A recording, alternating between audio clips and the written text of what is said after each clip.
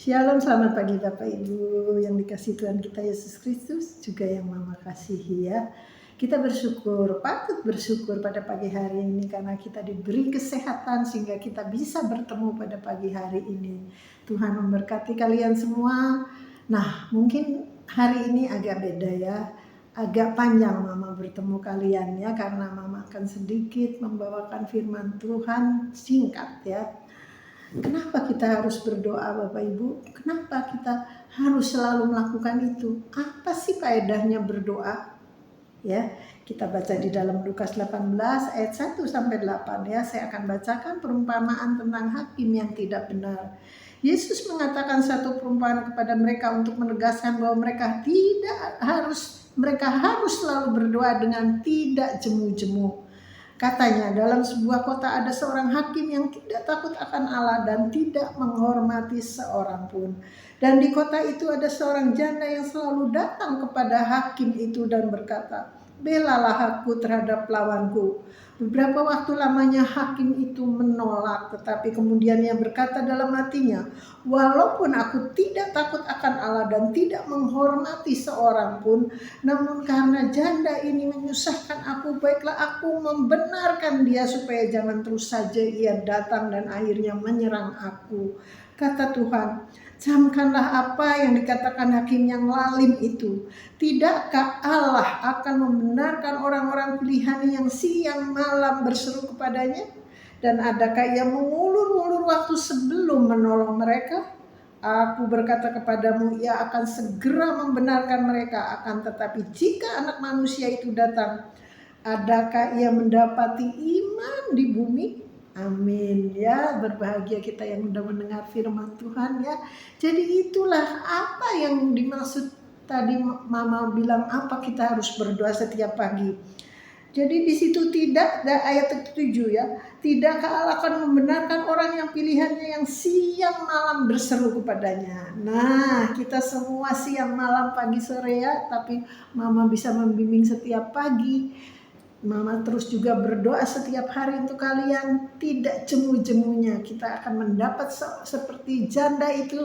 Dia tidak bisa membayar seorang hakim pengacara karena dia miskin ya Bapak Ibu ya. Ternyata dia setiap hari tidak jemu-jemunya duduk di pintu hakim itu.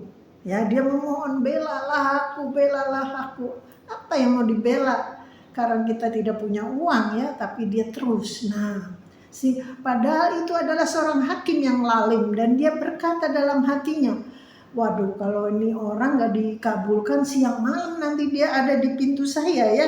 Sehingga kita lihat di dalam ayatnya tadi ya, "Walaupun aku tidak takut akan Allah dan tidak menghormati seorang pun," ya.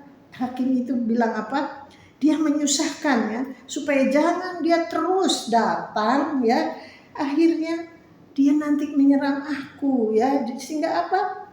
Dia menolong ya. Akhirnya ibu janda itu ditolong ya, karena bukan karena dia membela atau baik, tidak ya, karena dia bosan ya Bapak Ibu. Tapi kita punya Allah yang luar biasa. Apa yang dikatakannya ya?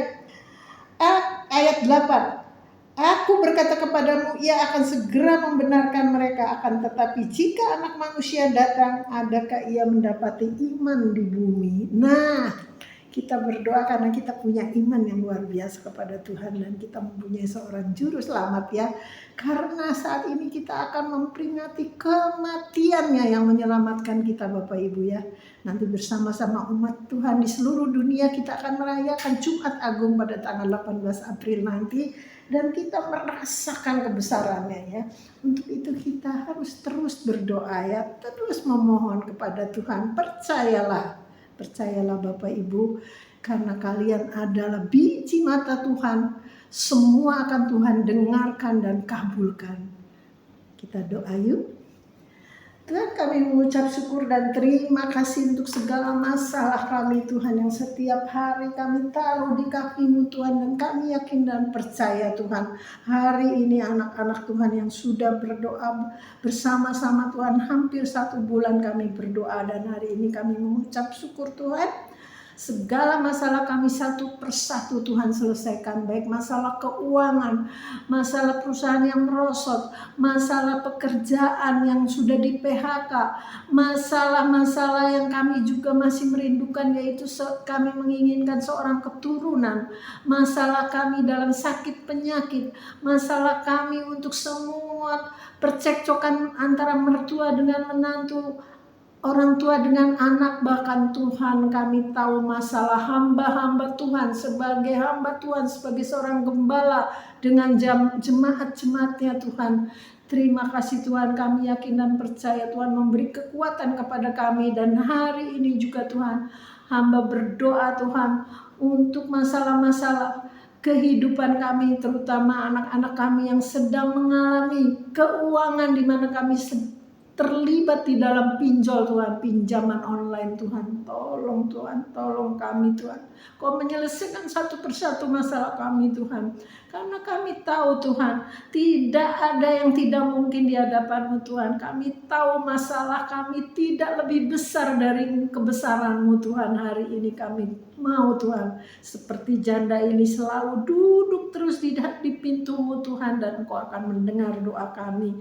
Terima kasih Tuhan, hamba-Mu juga berdoa untuk saudara-saudara kami yang akan merayakan hari raya Idul Fitri Tuhan, yang akan mudik Tuhan. Kau tahu Tuhan, begitu banyak mereka akan berbondong-bondong pulang ke kampung Tuhan, sertai perjalanan mereka. Pulangkan dan tibakan dengan selamat Tuhan, tolong mereka dan anak-anak Tuhan yang akan menjalankan liburan pun Tuhan, yang mereka akan pergi ke berbagai kota, daerah, bahkan pulau, bahkan mungkin keluar negeri Tuhan, sertai mereka Tuhan. Dalam kegembiraan pun kami mohon Tuhan bersama kami semua Tuhan. Terima kasih untuk hari ini Tuhan. Terima kasih Tuhan bahwa kami sudah berdoa. Dan kami akan melanjutkan juga Tuhan, mengajar kepada kami semua untuk selalu ada di kaki-Mu dari sekarang sampai selama-lamanya. Terima kasih Engkau telah mendengar doa kami dan kami sudah menerimanya. Di dalam nama Tuhan kami Yesus Kristus kami sudah berdoa dan mengucap syukur. Haleluya, haleluya. Amin, amin. Sampai besok ya, kita berdoa lagi. Jangan jemu-jemunya kita berdoa. Amin Bapak Ibu yang